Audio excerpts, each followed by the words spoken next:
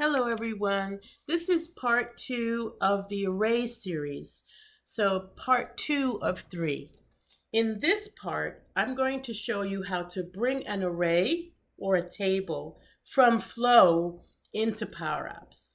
But first, I'm going to tell you why you would want to do that. So, in this particular app, I have added a data source of SharePoint and a list called ARB listing. Now, this was my little test, so I'm going to delete that. So all that's in this app right now is ARB listings, which is a site on SharePoint. It's a list on SharePoint that has a bunch of rooms, Airbnbs, right? If I go to site contents and you look at this list, you'll notice it has 3,700 or 3,762 items, okay? And I've just connected this gallery on the screen on the left directly to it. Okay, now this is going to be fine. And let's go into our app settings. I have the delegation limit at 2,000. Okay, now doesn't mean it has to be 2,000. I just started at the highest possible number, and I would only do that if I have less than 5 or 6 lookups, right? So a large and a wide list, be careful because you can hit really bad performance if your list is very wide and tall. You shouldn't probably go up to 2,000 because this is going to impact your performance. But my list only has 5 or 6 columns, so I'm going to go ahead and take it to 2,000. And then I connected this gallery to it already. So let's look what happens. So the number 100 at the top is showing what's being in the gallery. So if I start scrolling, we should notice that number will go up. Now I have noticed this evening, for some reason, my labels are being very slow. So if it doesn't change very quickly, I will go and refresh it. All right, so I'll just keep scrolling. Let's close this. And the way I can refresh this is just click on it and delete this and paste it back. And it will just make it count. All right, so you can see it's up to 400. Now I can actually make this gallery, if I keep scrolling, if I have enough patience, I can scroll all the way through the entire thing up to 2,000. And I might even be able to go past 2,000 as far as just scrolling, right? Which I don't actually mind scrolling that much. But when it becomes problematic is when you need to filter. And that's what we want to do. We want to actually filter this library, this gallery, by what we type up here. So I'm going to add a filter to this. And I'll say filter. And sorry, I took out the paren. Hit the N key, and then I'm going to filter where what's in that text box up there. Whatever's in that text box, if it's in the title. So those of you that know that I purposely just made a mistake, not a mistake, because this will work. Notice that that N is squigglied in blue. That means there's a delegation warning, right? So the only thing it is looking at is the rows, the first rows that match this number. So it's going to look at the first 2,000 rows and give me back the results of the filter. But since there's more than 2,000 rows, that's actually going to be incorrect, right? So let's give this a try. I'm going to play this, and now I'm going to search for the word sweet. Okay, then I'm going to refresh my label. Again, I have no idea why it's being so slow. It normally is not that slow. There's 82. According to this, with the delegation warning, there's 82. Now, I'm going to query from Flow. Flow does not face delegation issues. The only limitation that Flow faces is that SharePoint says no more than 5,000 items at a time. So this, we can query in Flow for as many as we want to, up to 5,000. Okay, and even beyond that if we batch it, right? But I just want to show you how easy it is to get all 3,000 items from flow. So I'm going to go ahead and click this button, and we're going to make the new flow. So we're going to query SharePoint from flow. All right. So we're going to go select our flow and then hit create a new flow, because we're going to create it from scratch. And here it is opening right here. All right. Now I'm going to name it my query, my SPO query. I've done a few of these today. So, all right. The button is there because I started this from PowerApps. And now I'm going to set a variable. Now, you probably can guess what I'm going to use the variable for, but I'm going to initialize a variable for that filter at the top. So text, this is going to be my text keywords from PowerApps, right?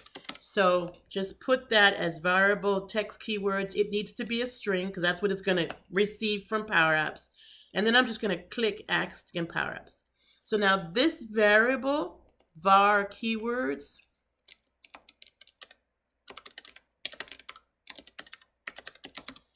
comes from PowerApps, okay? We can put that in the comment, or we can name this. So let's put it in the comment. So I'll copy this, and then we'll add a comment here so that we remember that this is just the variable that's going to capture what they type at the top of this list right here. Okay. Sorry, I shouldn't have clicked away, but we can get it back. Don't worry. So now I want to click new step here because I also want to do get items. Okay. So this is where I'm going to get the items from SharePoint, right? So I'm in my SharePoint connector and I want to look for get items. I'm going to search for get items, and that's what I'm going to get. Now, the site address is the site address I'm interested in, which is the public site. The list name is Airbnb. Yep. And then we're going to open this up because we're going to filter this right away. Guys, best practice for filters, do them right away. Do them in the get items. Don't do them after. Don't do them before. Do them during the get items. This way, you will be the fastest possible. So instead of bringing back 3,000, 5,000 records and then filtering that, which will mean you have to get it all and then filter it, why don't we just filter it all in the same swoop? That way our Power App will be faster. Okay, so I'm going to filter this with an OData query of substring of, which is all lowercase, open up a paren, open up a quote, put that variable in there, close the quote, comma, and then what column that I want it to look in? I want it to look in the title column. So what this is saying is where the substring of what we typed in that text box exists in title, that is the only records we want to come back. All right. So this is one of the hardest OData queries, the contains, because you need to have substring of, but you can also do room type EQ private, so you can do any type of OData query you need here. But this is the moment you want to do it. You don't want to do it after get items. You want to do it during get items. This will make your app and your flow fast. All right. Now, the last thing I'm going to do is give it a top count, because flow also defaults to 100 at a time, but I want it to actually search the entire list. So I'm just going to do a top count of 4,000. I could do up to 5,000. And again, that 5,000 limit is not PowerApps. It's not Flow. It's SharePoint. SharePoint says 5,000 max. Now, I heard through the grapevine that they increased it. So let's see what happens if we put 6,000, if it takes it. All right. So I'm going to do save. And then I'm going to test this. Now, it used to tell me, oh, you've reached the limit, so you can't type 6,000. It didn't tell me anything, so maybe we can go higher. We'll double check with our SharePoint friends on that one. I'm going to look for the word suite in the title, because I'm testing. It's going to type it right here. And let's see if we get any errors. We got no errors, so we're good. So somebody out there in the world, check and see what the maximum is on SharePoint, because I thought it was 5,000, but it looks like it went up. And that might have been an announcement at the SharePoint conference that just finished. Okay, so next thing I'm going to do is decide what columns I want. Now, I could have, let me just show you that. I could have picked a view in my list to limit the columns, and then I would have also been doing that there. But I like to use the select statement because I don't get the extra columns that SharePoint's interested in, and I'm not, right? So I'm going to choose select, and then right here, I'm going to use the value of the get items, and then I'm going to just create columns. So I basically want the name, the title, the neighborhood, the host name. So this is all Airbnb stuff, right? Host name, host ID, price, I'm sorry, room type, room, and price. That's all I want. I want also the ID. It's always good to bring the ID. So I'm going to also bring the ID. Okay. And then these are my headers. Like, what do I want to see as my header, right? And I can type these nicely, even though on SharePoint they might look different, right? So I can put these in English because this is the header that we'll see in PowerApps, right? Host ID, room type, room, price, and ID. Okay, those are my columns. That's all I want. That's all I want in PowerApps. And now the last thing I'm going to do is run this, and I'm going to run it in order to get the schema. So I'm going to wait and have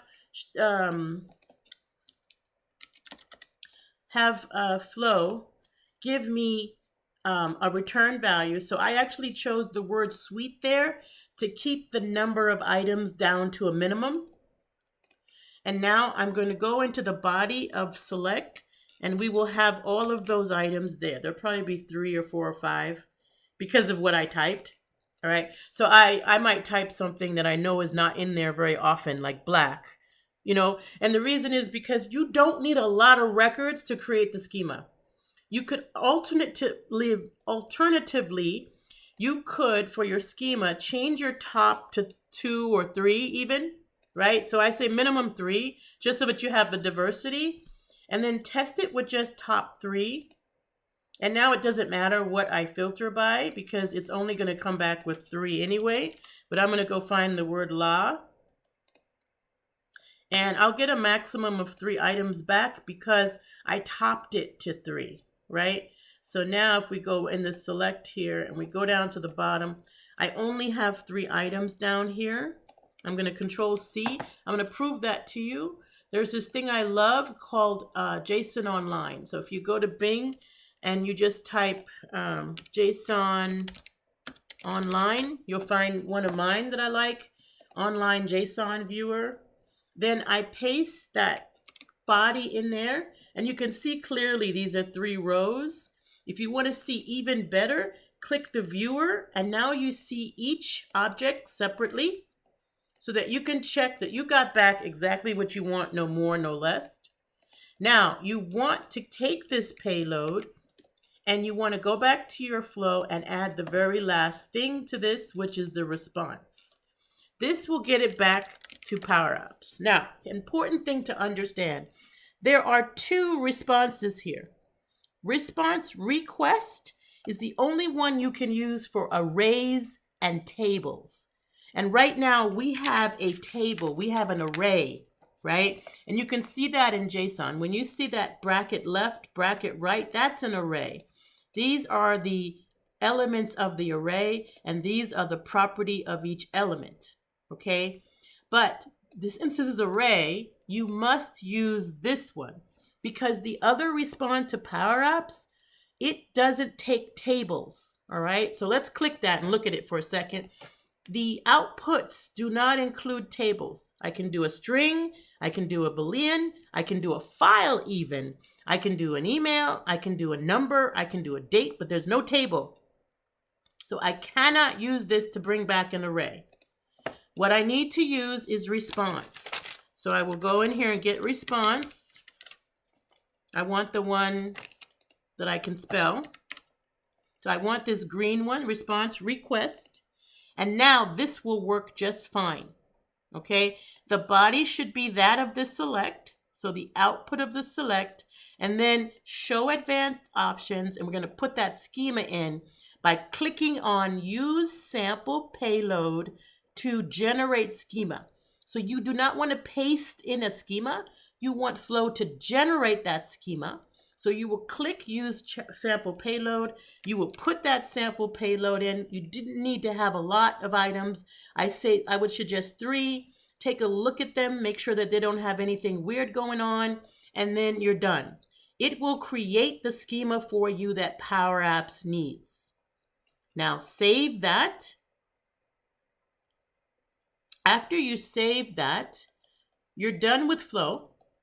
You want to go back to PowerApps. And now we're going to put that on this button. So click button, action flows, and you'll see it'll pop up on the bottom. Click that to add it to your app. The only parameter that it needs is the filter query. So right here, I'm going to put the name of this box that has this filter query in it, which is text filter keyword, and then I want to say the text property. So now basically I have everything I need. I can kind of get that stuff out of my way because it bothers me, it's in my way. So just click away and then click here, and now you're free to continue working. I still need to get this result, which is a table, into a collection. So I'm going to wrap this whole thing in a clear collect. So clear collect, give it a name. Let's call it my query from Flow. I know that's way too long, but it'll help you remember what it is. And then I'm going to close that with a paren. And now it will, at the same time, it'll run the query in Flow, and it'll come back and make a table collection for me so that I can assign this gallery to my query from Flow.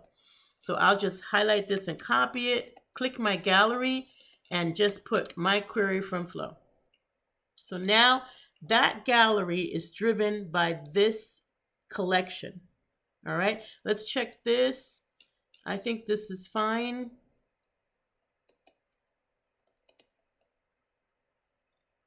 I'm sorry, look at this one more time. Gallery flow query. Yes, okay, that's fine. So now let's run the button. We can leave Suite there. And the reason I am is because you see that you got 82 with the delegation limits in PowerApps. But let's see how many we get with Flow. Now I'm going to, oh, you know what we forgot to do? My bad. Remember I put it at top 3? That's why we only get 3. So I want to go back into get items, and I want to change that top because I had it through. I would only get 3 no matter what I do, right? So I'm going to change it to 5,000. Make sure I save my Flow. Now that didn't change any schema, but if you ever change schema, you actually have to take the Flow out of the app and put it back. And let me show you how I do that. So I click the button, then I highlight this and cut it out. I'm keeping this in memory. So I'm just going to cut it. Then I'm going to add the Flow fresh back again. And the reason is because I made a change. Only schema changes require you do this, but it might be a good habit to do this whenever you're not sure, and it will just make sure you reset your schema. Now I already did this work, so I can delete this and put what I have on the keyboard. Oh, I must have lost my keyboard because I'm pasting and nothing's happening. Okay, so then we'll click on this and we'll fill it out because I didn't keep my keyboard. Okay, so it wants the filter query. maybe repetition for emphasis is the right thing to do here. You put your filter query in there, and now the flow will run correctly. You can get rid of this panel, highlight your button. Now what I want to put around this is a collection, so I'm going to do clear collect, and I'm going to call this my, what did I call it? I don't want to keep calling it something different. So I'm going to call it my flow query, comma, and then put a quote at the end. So my flow query is what it is. So I need this gallery to say that same thing. So that's why I didn't want to change it. I wanted to save it, but I lost my copy. All right, so now this is matching the collection that this button is making. Let's run this, and it's not topped at 3. And bam, we get a whole lot more. Now again, PowerApps is being a little slow tonight, so I'm going to highlight this label, highlight this, Control X, Control V. That will reset that number. And you can see, look, I get almost double the values back. Because on the left side, it's only looking at the first 2,000 rows. But on the right side, it's looking at all 3,762. And did you notice how fast it came back? Right? So it's really cool to use Flow to bring arrays into PowerApps. Very fast, very efficient, especially if you pre-query in Flow. Don't query in PowerApps after you bring in 10,000 items. Query in Flow whenever possible. I'm sure they'll have exceptions to that rule, but it's a best practice. Query when you get the items, things will work faster.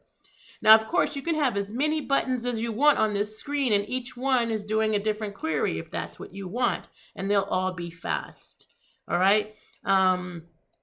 I think this problem with this not updating is probably a temporary problem. I'm probably just having some kind of bandwidth issue, but I like being able to see how many items, and sometime I'll go in here and add the text like, and 650 items shown from Flow.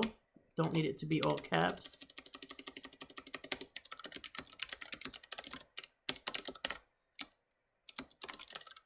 Okay, and then on this side, I might do and items shown from SharePoint Online. So that's a direct query on the left side. But obviously you can see that if you had more items than were allowed in the delegation, you might want to use Flow as your method of querying the data. Okay, that is part 2 all done. Done deal. And you'll see me again soon with part 3. I'll talk to you soon. Have an awesome weekend.